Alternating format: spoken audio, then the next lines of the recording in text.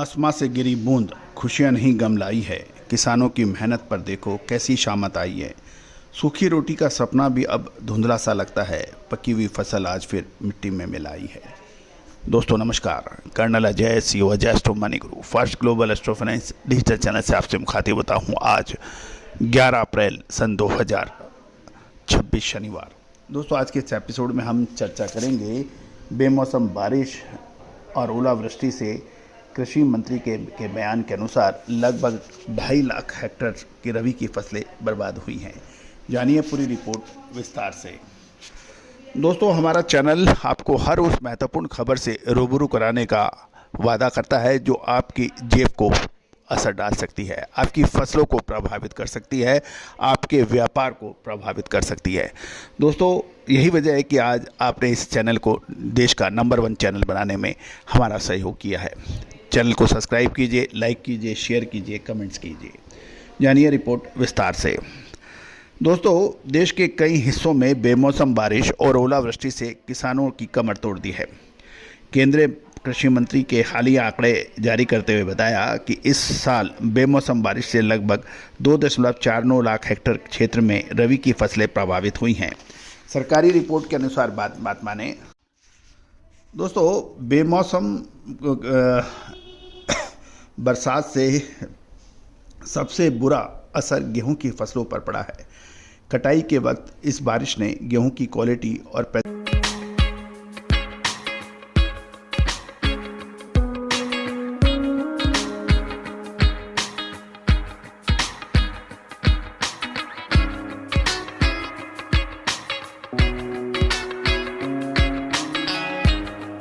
पैदावार दोनों पर ही एक संकट मंडरा गया है। गेहूं के अलावा सरसों और दलहन की दूसरी फसलों को भी नुकसान होने के समाचार हैं। कृषि मंत्रालय के अनुसार मार्च और अप्रैल के दौरान हुई अचानक बारिश और ओलावृष्टि ने फसलों को प्रभावित किया है। कि कृषि मंत्रालय की बात माने तो राज्य सरकारों से नुकसान का विस्तृत ब्यौरा मांगा गया है ताकि प्रभावित किसानों को उचित मुआवजा और सहायता प्रदान की जा सके। कटाई के ऐन वक्त पर हुई बारिश ने अनाज के दाने काले पड़ सकते हैं और नमी के कारण फसल खराब हो सकती है, जिससे किसानों को मंडी में सही दाम मिलने में परेशानी की संभावना बन सकती है। राज्य सरकार अब अपने स्तर पर गिरदावरी यानी फसल का नुकसान का आकलन कर रही है ताकि राहत पैकेज का वितरण किया जा सके। ब्यूरो रिपोर्ट के अनुसार हमारी रिपोर्ट ये कह रही है कि बेमौसम बारिश से गेहूं के उत्पादन में लगभग 5 से 8 या 9% तक की फसल प्रभावित हो सकती है। उत्पादन प्रभावित हो सकता है क्योंकि देश में मार्च और अप्रैल के दौरान बेमौसम बारिश और ओलावृष्टि के कारण 9 राज्यों में 111 जिलों में गेहूं की फसलें प्रभावित होने की संभावना है, जिसमें कुल उत्पादन में लगभग 5 से 8% की कमी का या क्वालिटी का प्रभावित हो सकता है। गौरतलब है कि जो ये 9 राज्यों के 111 जिले हैं उसमें लगभग 30% तक क्वालिटी में गिरावट की संभावना है और साथ साथ क्वालिटी और क्वांटिटी दोनों फर्क आ सकता है, जिसमें दानों का सिकुड़ना और चमक शामिल है। इस वर्ष भारत में गेहूं का उत्पादन रिकॉर्ड 1202.1 लाख टन होने का अनुमान लगाया गया था और ये भी ध्यान दीजिए कि ये उत्पादन आपका लक्ष्य प्राप्त करना आप शायद मुश्किल होगा। 9 राज्य में लगभग 110 से 11 जिलों में बारिश और ओलावृष्टि से प्रभावित हैं, जहां 3 से 25% का नुकसान का आकलन किया जा रहा है। उत्तर प्रदेश, पंजाब, हरियाणा, बिहार में 10 से 15% की कटाई पूरी हो चुकी है। यहां फसल पकने की अवस्था में थी। वहीं प्रभावित जिलों में 25 से 30% के क्षेत्र में नुकसान हुआ है। पंजाब की बात करें तो होशियारपुर, रूपनगर, अमृतसर और रोपड़ के कुछ इलाके, हरियाणा के रेवाड़ी, उत्तर प्रदेश के हमीरपुर, बिहार के बेगूसराय और पश्चिम बंगाल के दक्षिण दिनाजपुर में अधिकतम 15 से 25% तक की फसल प्रभावित हो सकती है। पंजाब के 3 जिले और उत्तर प्रदेश के और बिहार के एक जिले में उत्पादन 8 से 10% या 12% तक प्रभावित हो सकने की संभावना है। हाँ, ये भी ध्यान देने वाली बात यह है मसाले, खुशबू और प्योर झांझ टेस्ट से भर दे हर जुबान पे स्वाद। एवरीडे मसाले, देश का स्वाद। कि 8 राज्यों के लगभग 51 जिलों में 3 से 5% की फसल का नुकसान का अनुमान है, विशेषकर उन क्षेत्रों में जहां बेमौसम बारिश और ओलावृष्टि हुई है।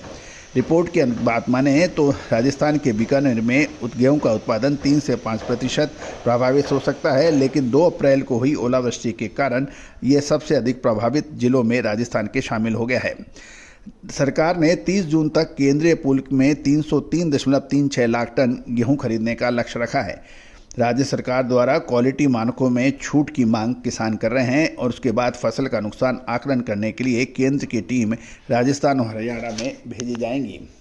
गौरतलब है कि फसल की स्थिति शुरुआत में अच्छी दिख रही थी और हालांकि बेमौसम बारिश के बाद हरियाणा और राजस्थान के FAQ यानी फेयर एवरेज क्वालिटी के मानकों में छूट देने की रिक्वेस्ट मिल रही है। साथ साथ ज़मीनी स्थिति के आकलन करने के लिए केंद्र सरकार की टीमें जल्द ही इन इलाकों में पहुंचेगी ताकि किसान को कुछ राहत या कुछ मुआवजा दिया जा सके या क्वालिटी पर छूट की कोई बात की जा सके। दोस्तों, ये सभी जानकारियाँ रिसर्च व अनुसंधान के लिए है।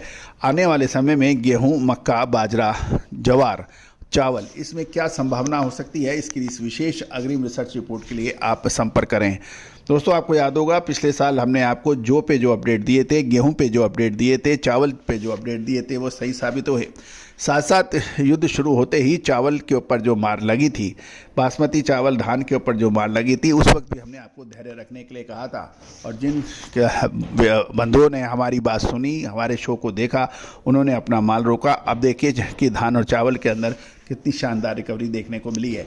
दोस्तों, कहा जाता है कि समय पे माल बेचना, समय पे माल खरीदना, ये बहुत ही महत्वपूर्ण और विशेष काम आता है।